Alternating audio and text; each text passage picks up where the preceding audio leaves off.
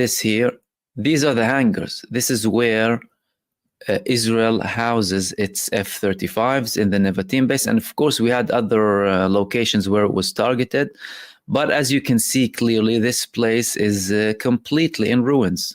Okay, we have a couple of either airplanes or jets missing from these areas too. I'm not sure if Israel dragged some of them due to damage that has been done. But this is the first big piece of evidence that the Nevatim was hit really hard. And a couple of analysts to do with the military, they also said that Iran could have used certain things in their warheads that have explosions that go wider than, rather than actually create big craters like where they also attacked in other locations in Israel. Could be true, could not be. I mean, I'm no expert when it comes to that in particular, but the damage is evident.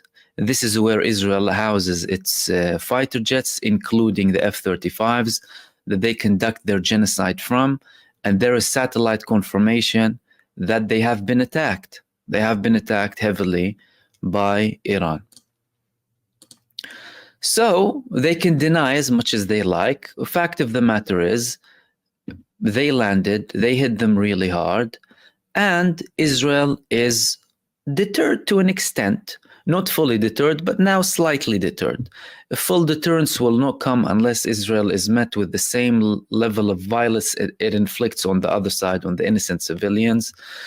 So long as it doesn't face that and they don't feel the same level that they're inflicting on others, I'm not sure that they will be fully deterred. That it could happen, you know, a level of deterrence that might work, but so far they're continuing. That's the thing. When it comes to these attacks from Iran, they deter them for a bit, but then they again continue and try and do something else. Why? Because the G7, the Genocide 7, support Israel, right? And they condemn Iran, and they continue instead of saying thank you, Iran, for targeting the terrorist bases where Israel conducts its genocide from.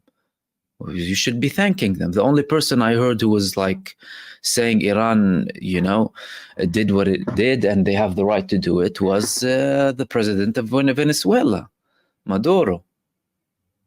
Again, in accordance to UN Charter, Article 51.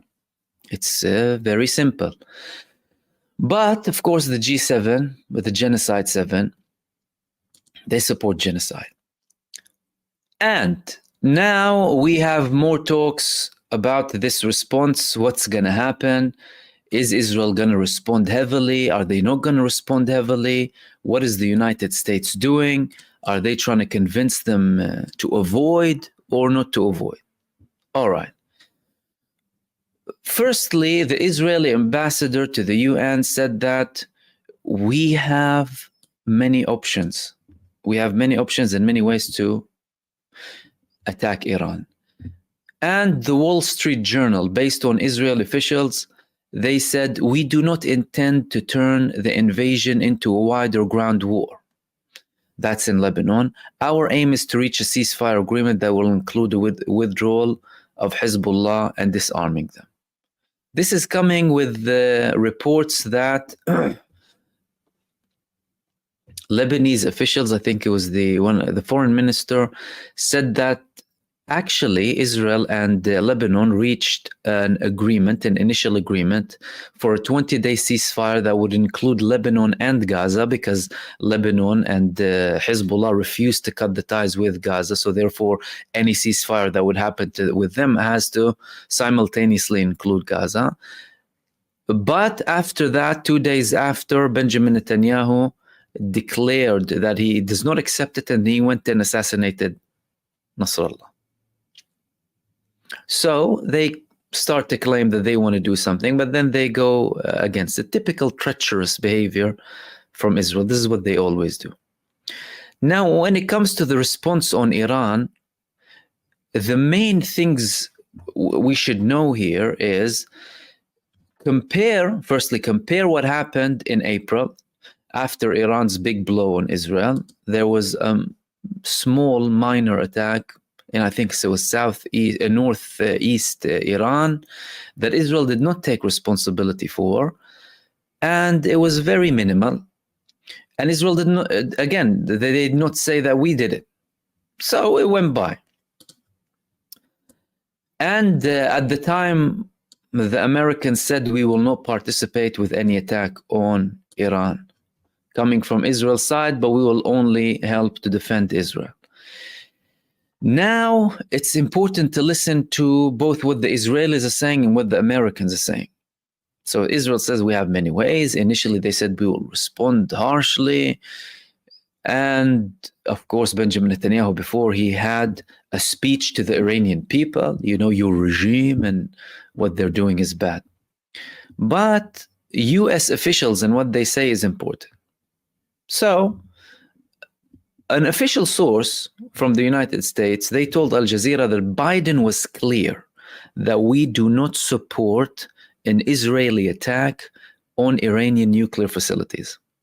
We advise Israelis to avoid an attack on Iranian infrastructure, including oil fields. Our military advisors ask the Israelis to consider our military capabilities in the region in their response to Iran. We urge the Israelis to avoid an all-out war in their response. The Israelis should consider the timing and scale of the response. I mean, all of these statements, absurdity again. Not surprising, of course, because the US is Israel, Israel is the US, and these countries supporting Israel are like them.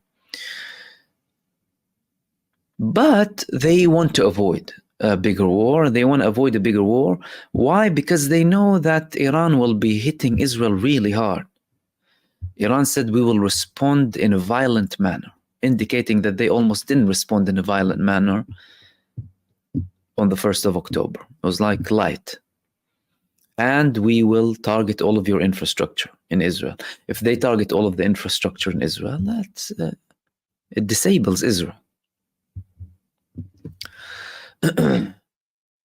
The deputy foreign minister in Iran said that if Israel conducts any mistakes in attacking our interests,